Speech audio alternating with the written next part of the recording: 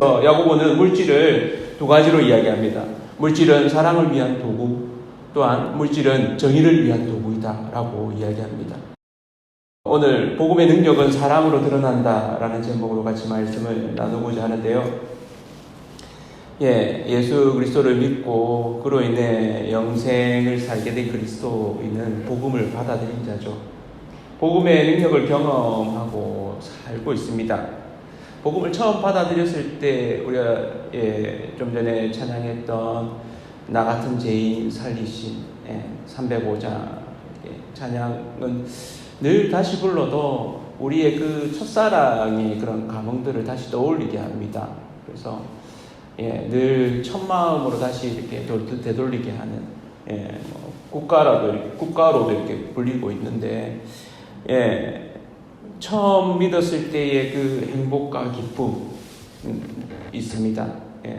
저는 그런 기쁨이 안 믿는 가정에서 이렇게 신앙생활을 시작하고 또 예수님을 고등학교 때 받아들이기로 마음에 수련회 때 결심하고 그러면서 그로 인한 감격, 또 대학교 때 구원의 확신을 가졌을 때에 천국을 나는 것 같은, 그래서 한 달 동안 정말 아무 걱정이 없는 그런 마음들을 경험하고 이렇게 했습니다. 그래서 삶의 문제, 고통에 대해서 구원의 문제, 구원의 확신을 받고 나면 사실은 우리의 모든 문제가, 제 문제가 하나님 앞에서 해결되었는데도 불구하고 여전히 우리의 신앙생활은 계속됩니다. 끝이 안 나죠. 그래서 그런 마음도 듭니다. 주님 앞에 빨리 갔으면 빨리 가면 참 좋겠는데 이런 마음이 들 수도 있습니다. 그러나 우리에게 또 맡겨진 사명이 있고 이 땅에서 해야 되는 역할들이 있죠. 이 땅 가운데 복음의 능력이 어떻게 드러나는가를 우리가 야고보서 말씀을 통해서 이렇게 보았습니다. 이 말씀이 이 한 해에 내가 하나님 앞에서 복음이 어떻게 드러나고 있는가를 곱씹어 보는 또 좋은 바로미터가 될 것 같습니다. 그래서 잘 참고 있는지, 폭발하지 않고 분노하지 않고 어려운 가운데 있지만 그리스도인으로 살아가지만 잘 인내함으로 드러난다는 것, 인내가 부족할 때 하나님 앞에 도와달라고 기도함으로 드러난다는 것, 우리의 말로 복음을 전하는 말로 복음의 언어로 축복하고 격려하는 말로 또 우리의 행함으로 늘 쉽지 않지만 우리가 실천하는 구체적인 실천으로 드러난다. 오늘 그 마지막으로 이 복음의 능력이 사랑으로 드러난다라는 부분으로 마무리를 하고자 합니다. 복음의 능력이 사랑으로 드러난다고 할 때 이 사랑은 차별 없는 사랑이라고 야고보는 말하고 있습니다. 야고보서 2장 1절에 이렇게 표현합니다. 내 형제들아 영광의 주 곧 우리 주 예수 그리스도에 대한 믿음을 너희가 가졌으니 사람을 차별하여 대하지 말라 이렇게 얘기합니다. 해당에 들어오는 사람이 있는데 어떤 사람은 금가락지를 끼고 아주 누가 봐도 아름다운 옷을 입고 들어옵니다. 그러면 깍듯하게 인사를 하면서 정중하게 대하고 자리까지 안내를 하는데 남루한 옷을 입고 가난한 사람이 들어오면 함부로 대하면서 거기 서 있으라 혹은 내 발등상 아래에 앉으라 라고 야고보가 있던 이 시절에도 그렇게 했다는 것입니다. 부와 가난의 문제, 물질의 문제는 인류가 갖고 있는 아주 오래된 역사입니다. 구약시대로부터 또 예수님 당시 로마 시대에도 그리고 우리가 살고 있는 계급이 없어진 이 사회, 자본주의 사회에 이르기까지 아주 오래된 문제입니다. 그래서 계급으로 아예 차별화되어 있을 때는 불안이 없었다고 이야기를 합니다. 내가 계급을 넘어서서 차별이 너무 일상화되어 있기 때문에 나에게 주어진 신분에 대해서 그냥 받아들이는 거죠. 근데 현대로 오면서 이런 계급이 없어지면서 또 다른 마음에서는 불안이 많이 생겼다고 합니다. 내가 더 나아져야 되는데 못하면 어쩌지? 이런 부분들이 많이 생겼다고 이야기를 합니다. 보이지 않는 부의 차이로 인해서 차별이 여전하다는 것을 우리는 압니다. 초대교회 공동체에도 이러한 부자와 가난한 자의 문제는 복음을 받아들이는 데 있어서 아주 중요한 이슈였습니다. 그래서 심지어 예수님이 하나님 나라를 선포하실 때도 가난한 자에게 복이 있다고 선언하십니다. 그래서 마태복음 5장 3절에 심령이 가난한 자는 복이 있나니 천국이 그들의 것이며 예수님을 믿으러 따로 나온 사람들, 그들을 보고 있으니까 다 이렇게 가난한 자들입니다. 그들을 향해서 산상수훈이라고 하는 이 복음을 선언하시죠. 선포하시죠. 하나님이신 그분이, 하나님의 아들이 이들을 향해서 천국이 너희에게 있다, 이것이 너희 것이다 라고 선언하고 계십니다. 그래서 그것을 받아들인 자는, 믿음으로 받아들인 자는 그 천국을 누리게 되는 거죠. 누가복음은 이방인으로서 이방인들을 향해서 이 부분을 더 명시적으로 표현합니다. 아예 가난한 자라고 표현합니다. 심령이 가난한 자라고 표현하지 않습니다. 누가복음 6장 20절에 보면 너희 가난한 자는 복이 있나니 하나님 나라가 너희 것이며 라고 선포합니다. 이 말씀을 들을 때 그 당시에 로마의 압제 가운데 세금도 내고 다 뺏기고 먹을 것이 없어서 예수님들 쫓아다니고 심지어 밤 시간이 늦었는데도 집에 돌아가서 밥 먹어야 되는 시간인데도 아무도 안 돌아가요. 먹을 게 없어가지고. 예수님이 보시고는 이래서는 안 되겠다 싶어서 먹을 걸 가져오도록 이야기하죠. 그래서 오병이의 기적이 일어나게 되죠. 여태까지 멸시받고 차별당했던 가난한 자들에게 하나님 나라가 임했음을 선언합니다. 그로 말미암아 하나님 나라는 이런 별명을 가지고 있습니다. 영어로 이렇게 이야기하는데 upside down kingdom 이렇게 얘기합니다. 뒤집히는 나라, 위아래가 뒤집히는 나라, 반전의 나라라고 별명이 붙었습니다. 부자가 하나님 나라에 들어가기가 얼마나 어려운지 예수님이 낙타가 바늘길을 통과하는 게 더 쉽다고 표현할 정도로 이야기했습니다.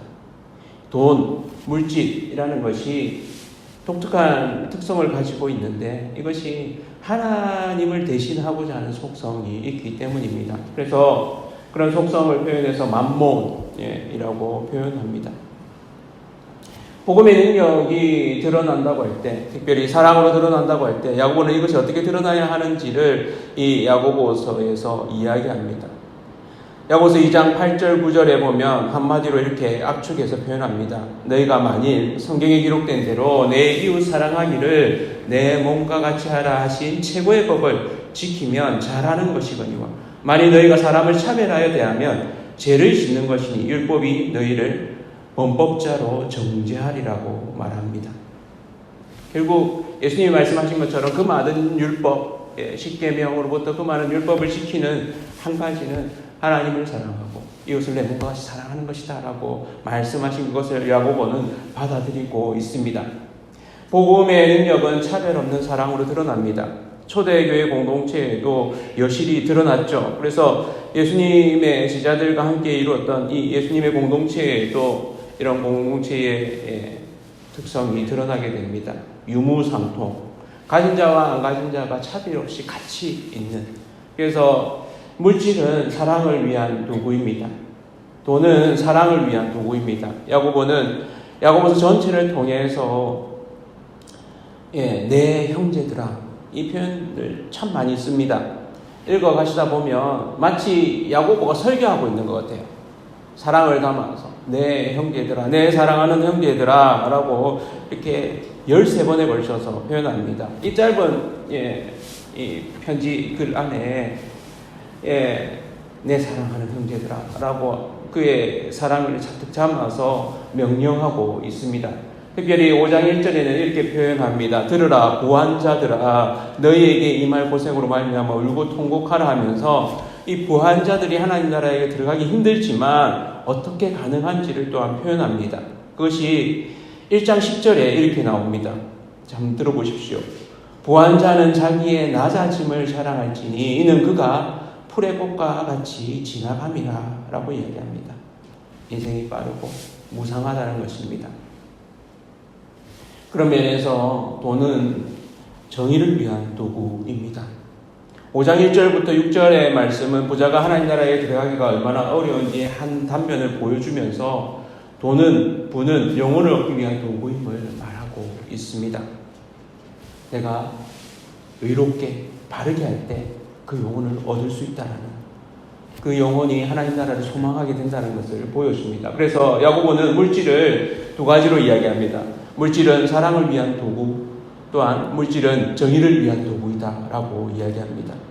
그는 복음의 능력은 이런 물질을 넘어서서 차별 없는 사랑으로 드러난다고 힘주어 말하고 있습니다. 믿으십니까? 이 세상 어느 공동체가 유무상통하는 이런 은혜를 실제적으로 만들어냈습니까? 그런 모습을 기대하면서 마르크스가 공산주의를 만들어냈지만 그 공산주의조차도 위의 사람들만 떵떵거리고 개인이 가지고 있는 그런 탐욕을 없애지 못했죠.